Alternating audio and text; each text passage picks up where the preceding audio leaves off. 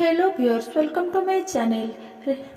आज हम शिव महापुराण का रुद्र संहिता का पंचमा खंड का चौथा अध्याय पढ़ेंगे। उससे पहले हमने पिछले अध्याय में पढ़ा था तारका पुत्र की तपस्या एवं वरदान प्राप्ति, देवताओं की प्रार्थना, भगवान शिव का देवताओं को विष्णु के पास भेजना, नास्तिक शास्त्र का प्रादुर्भाव। आज हम पढ़ेंगे नास्तिक मत से त्रिपुर का मोहित होना।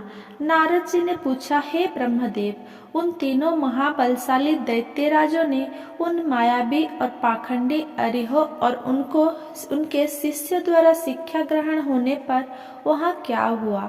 उन मायावी पुरुषों ने क्या किया? कृपया मुझे बताइए। नारद जी का प्रश्न सुनकर ब्रह्मा जी बोले, हे नारद, जब त्रिपुर के राजा ही उस मायामय शास्त्र द्वारा दीक्षित हो गए तो वहाँ की जनता क्यों नहीं होती? अरिहन ने कहा, मेरा ज्ञान वेदांत का सार है। ये अनादि काल से चला आ रहा है। इसमें कर्ता कर्म नहीं है। आत्मा के देह अर्थात शरीर से जितने भी बंधन है वे सब ईश्वर के ही है। ईश्वर के समान कोई भी ना तो शक्तिशाली है और ना ही सामर्थ्यवान। ब्रह्मा, विष्णु और महेश सब अरिहंत ही कहे जाते हैं। समय आने पर ये तीनों ही लीन हो जाते हैं। आत्मा एक है। मृत्यु सभी के लिए सत्य है। मृत्यु शाश्वत है और सबके लिए निश्चित है। इसीलिए हमें कभी भी हिंसा नहीं करनी चाहिए और सदा ही अहिंसा के मार्ग पर चलना चाहिए। अहिंसा ही परम धर्म है। किसी को दुख पहुंचाना महापाप है। इसीलिए हमें कभी भी कमजोर और निर्बलों को नहीं सताना चाहिए। दूसरों को क्षमा करना ही सबसे बड़ा गुण है। इसीलिए सदा अहिंसा का मार्ग अपनाना चाहिए। हिंसा और लड़ाई झगड़े का मार्ग हमें नरक की ओर ले जाता है। इसीलिए किसी को डराओ धमकाओ मत। सदैव विनम्रता का आचरण करो। भूखों को भोजन दो, रोगियों को औषधि और छात्रों को विद्या का दान करो। भक्ति के साथ उपासना करो। आडंबरों की कोई आवश्यकता नहीं होती। मन को शुद्ध रखो तथा 12 स्थानों की पूजा करो जिनमें 5 कर्मेंद्रिय, 5 ज्ञानेंद्रिय तथा मन और बुद्धि सम्मिलित है। इसी धरा पर ही स्वर्ग और नरक दोनों स्थित है। अतः अनावश्यक रूप से उनकी कामना मन में लेकर अपनों को कष्ट देना पूर्णतः गलत है। शांति और सुखपूर्वक मरना ही मोक्ष की प्राप्ति है। स्वर्ग की प्राप्ति की इच्छा मन में लेकर हवन की अग्नि में तिल, घी और पशु की बलि देना कहाँ की मानवता है। इस प्रकार उन असुर राजाओं को अपना जीवन दर्शन सुनाकर अरिह उस पुर के निवासियों से बोले कि मनुष्य को सुखपूर्वक निवास करना चाहिए। आनंद ही ब्रह्मा है और परम ब्रह्मा ही प्राप्ति सिर्फ एक कल्पना है। तभी कहता हूँ कि जब तक आपका शरीर स्वस्थ और समर्थ है, अपने सुख का मार्ग ढूंढकर उसका अनुसरण करो, अन्यथा शीघ्र ही तुम पर बुढ़ापा आ जाएगा और तुम्हारा शरीर नष्ट हो जाएगा। इसीलिए ज्ञानियों को स्वयं अपने सुख की खोज करनी चाहिए। मेरी इस बात का समर्थन वेद भी करते हैं। मनुष्य को जाति पंथी के बंधनों में फंसकर कभी किसी को कम नहीं समझना चाहिए। सृष्टि के आरंभ में ब्रह्मा जी की उत्पत्ति हुई। उनके दक्ष और मरीचि नामक 2 पुत्र हुए। मरीचि के पुत्र कश्यप जी ने दक्ष की 13 कन्या का धर्म से विवाह कराया। फिर प्रजापति के मुख, बाहु, उरु, जंघा और चरण से वन उत्पन्न हुए, ऐसा कहा जाता है। परंतु ये सभी बातें गलत जान पड़ती है, क्योंकि एक ही शरीर से जन्म लेने वाले सभी पुत्र भिन्न भिन्न रूप वाले कैसे हो सकते हैं। इसीलिए वर्ण भेद को अनुचित मानना चाहिए। ब्रह्मा जी बोले, इस प्रकार उन अरिहो नामक धर्मात्मा ने अपने भाषण द्वारा तारकाख्य, कमलाख्य और बिंदुमाला नामक तीनों असुरों के निवासियों को वेद मार्ग से विमुख कर दिया। साथ ही उन्होंने पतिव्रता स्त्रियों के पतिव्रता धर्म और पुरुषों के जितेंद्रिय धर्म को अस्वीकार कर दिया। उन्होंने धर्म, यज्ञ, तीर्थ, श्रद्धा और धर्मशास्त्रों को भी खंडन किया। विशेष रूप से उन्होंने भगवान शिव की पूजा न करने के लिए सभी को प्रोत्साहित किया और सब देवताओं के पूजन और आराधना को व्यर्थ बताया। इस प्रकार उन अरिहों ने पूर्व के वासियों को अपने झूठ धर्म और पाखंड से मोहित कर दिया। इस प्रकार वहाँ अधर्म फैल गया। तत्पश्चात भगवान श्रीहरि विष्णु की माया से देवी महालक्ष्मी भी उन त्रिपुरों में अपना अनादर देख उस स्थानों को त्याग कर चली गई। 6वां अध्याय त्रिपुर सहित उनके स्वामियों के वध की प्रार्थना। व्यास जी ने पूछा, हे सनत कुमार जी, जब उन त्रिपुर स्वामियों की बुद्धि उनकी प्रजा सहित मोहित हो गई तब क्या हुआ? कौन सी घटना घटी? प्रभु कृपा कर इस विषय में मेरे ज्ञान को बढ़ाइए। तब व्यास जी के प्रश्न का उत्तर देते हुए सनत कुमार जी बोले, हे महर्षि, जब उन तीनों पुरों का मूर्ख पूर्व दिशा की ओर हो गया और तारकाख्य, कमलाख्य और विद्युतमाला नामक दैत्यों ने भगवान शिव का पूजन और अर्चन छोड़ दिया, तब उनके राज्य में चारों ओर दुराचार फैल गया। उस समय भगवान विष्णु और ब्रह्मा जी सभी देवताओं के साथ भगवान शिव की स्तुति करने कैलाश पर्वत पर गए। वहां पहुंचकर उन्होंने शिव जी को साष्टांग प्रणाम किया। तत्पश्चात देवता बोले, हे देवादिदेव, हे करुणा निधान, आप सभी जीवों के आत्मस्वरूप कल्याण करने वाले और अपने भक्तों की पीड़ा हरने वाले हैं। गले में नीला चिन्ह होने के कारण आप नीलकंठ कहलाते हैं।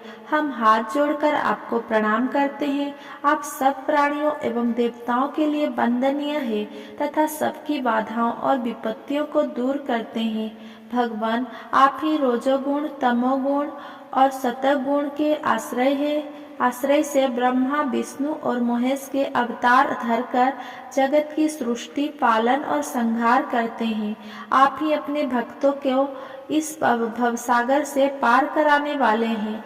वेद आपके परम ब्रह्म स्वरूप और तत्व रूप का वर्णन करते हैं। आप सर्वव्यापी, सर्वात्मा और इन तीनों लोकों के अधिपति हैं। आप सूर्य से भी अधिक तेजस्वी और दीप्तिमान है।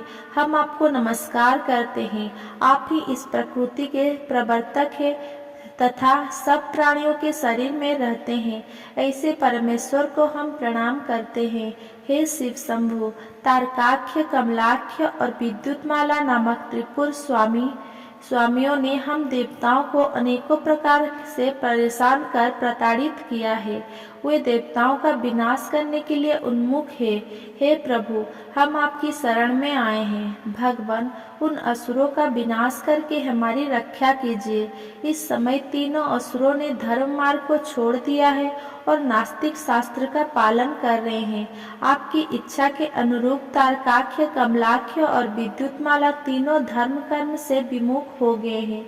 अतः अब आप उनका वध कर देवताओं को मुक्ति दिलाइए। इस प्रकार कहकर सभी देवता चुप हो मस्तक झुकाकर खड़े हो गए।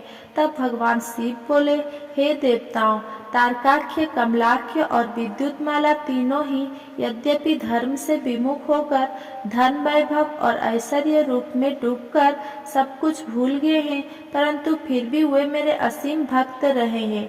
जब भगवान विष्णु ने उन त्रिपुर स्वामी को वहाँ की प्रजा के साथ मोहित कर धर्म कर्म से विमुख कर ही दिया है, तो वे स्वयं ही उनका वध क्यों नहीं कर देते?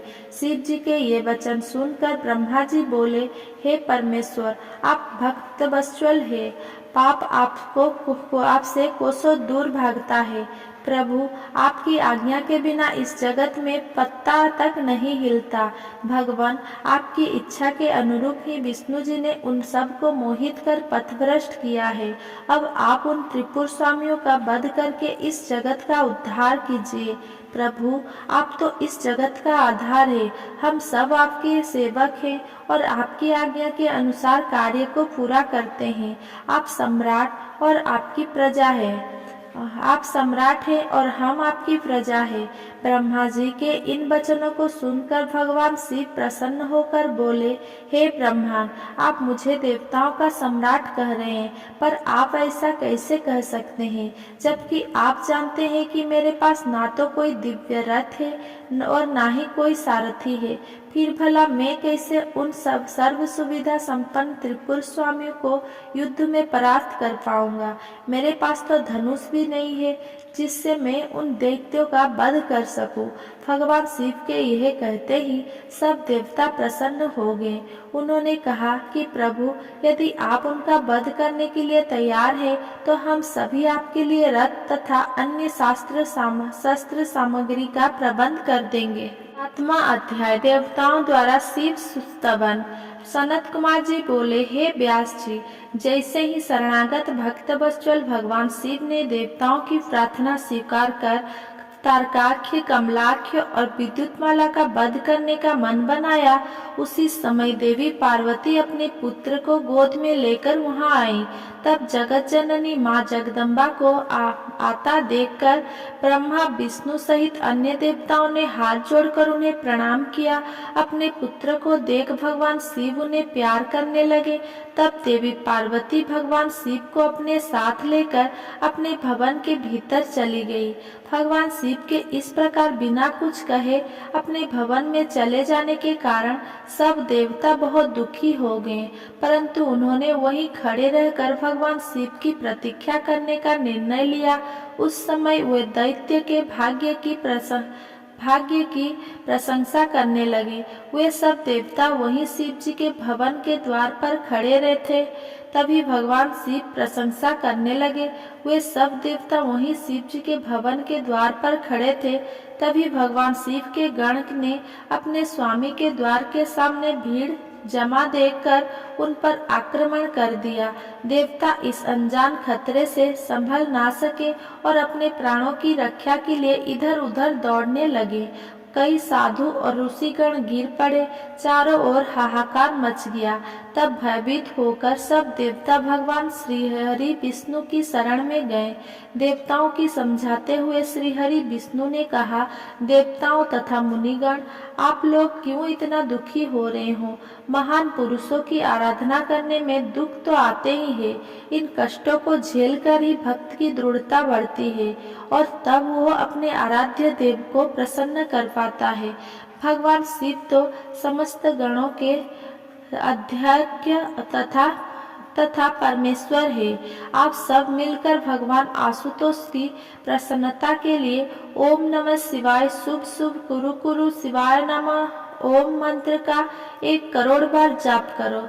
वे इससे अवश्य ही प्रसन्न होंगे और हमारा कार्य पूरा करेंगे। भगवान श्री हरि विष्णु के इन वचनों को सुनकर सभी देवता बहुत प्रसन्न हुए और सहस्र भगवान शिव की आराधना करने लगे। अपने कार्य की सिद्धि के लिए उन्होंने 1 करोड़ बार विष्णु जी द्वारा बताए गए मंत्र का जाप करना आरंभ कर दिया। जैसे ही उनकी यह आराधना संपन्न हुई, भगवान शिव उनके सामने प्रकट हो गए। भगवान शिव बोले, मैं आपकी इस उत्तम आराधना से बहुत प्रसन्न हूँ। आप अपना इच्छित वर मांगे। प्रभु के ये वचन सुनकर देवता बोले, हे देवादिदेव, हे जगदीश्वर, आप सबके कल्याण करता है। भगवान, हम पर कृपा कर हमारी रक्षा कीजिए। आप त्रिपुर स्वामियों का वध करके हमें भय से मुक्ति दिलाएं। तब भगवान शिव देवताओं की प्रार्थना सुनकर पुनः बोले, हे हरे, हे ब्रह्मन, हे देवगण तथा मुनियों, जैसा आप चाहते हैं वैसा ही होगा।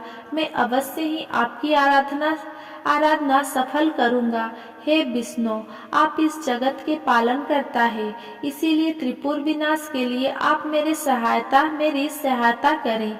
मेरे लिए दिव्य रथ, सारथी और धनुष सहित आवश्यक सामग्री की व्यवस्था करें। सनत कुमार जी बोले, मुने, भगवान शिव की इच्छा जानकर सब देवता बहुत प्रसन्न हुए तथा शिव जी की आज्ञानुसार समस्त युद्ध सामग्री की व्यवस्था करने लगे।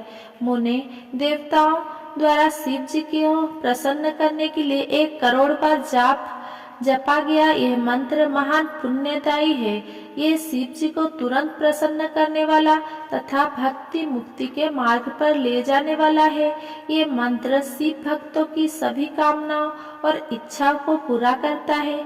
इस मंत्र से धन, यश की प्राप्ति होती है और आयु में वृद्धि होती है। ये निष्काम मनुष्य के लिए मोक्ष प्राप्ति का साधन है। जो मनुष्य भक्ति भाव और शुद्ध हृदय से इस मंत्र को जपता है, उसकी सभी अभिलाषाएं भक्तवत्सल कल्याणकारी भगवान शिव अवश्य ही पूरी करते हैं। 8वां अध्याय, दिव्य रथ का निर्माण।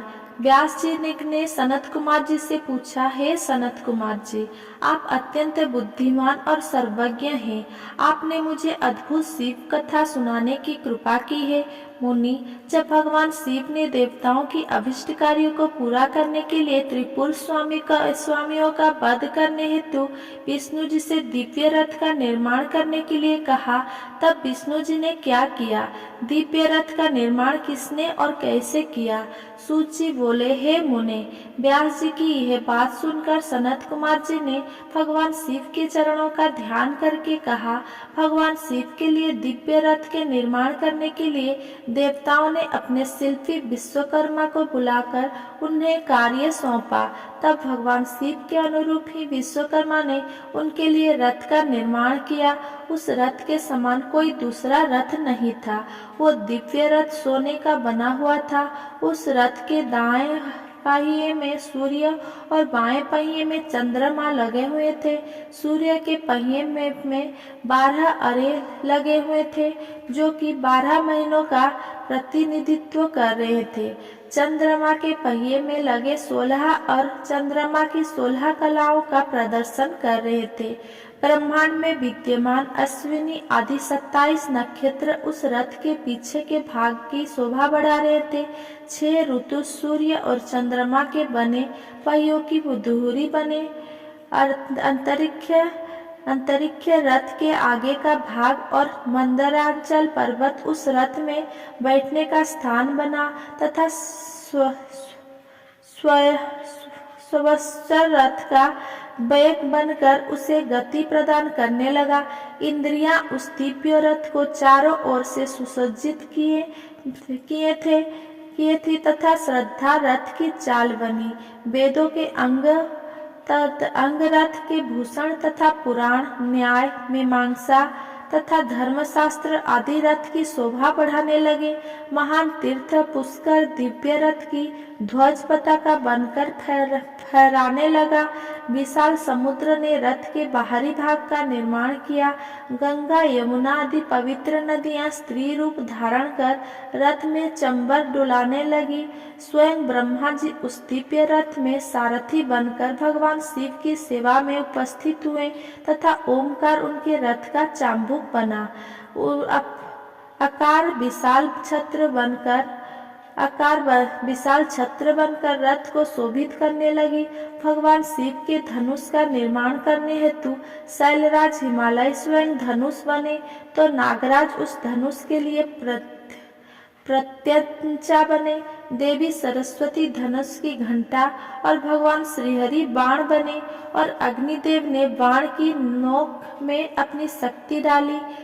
ऋग्वेद, सामवेद, यजुर्वेद तथा अथर्ववेद उस दिव्य रथ में घोड़े बनकर जुट गए। वायुदेव बाजा बजाने लगे। उस दिव्य रथ में इस ब्रह्मांड की हर वस्तु उपयोगिता बढ़ा रही थी। इस प्रकार देवताओं की शिल्पी विश्वकर्मा ने उस उत्तम दिव्य रथ का निर्माण किया। अगर मेरा ये वीडियो आपको पसंद आया हो तो मेरा वीडियो को लाइक, कमेंट, शेयर करें एंड मेरा चैनल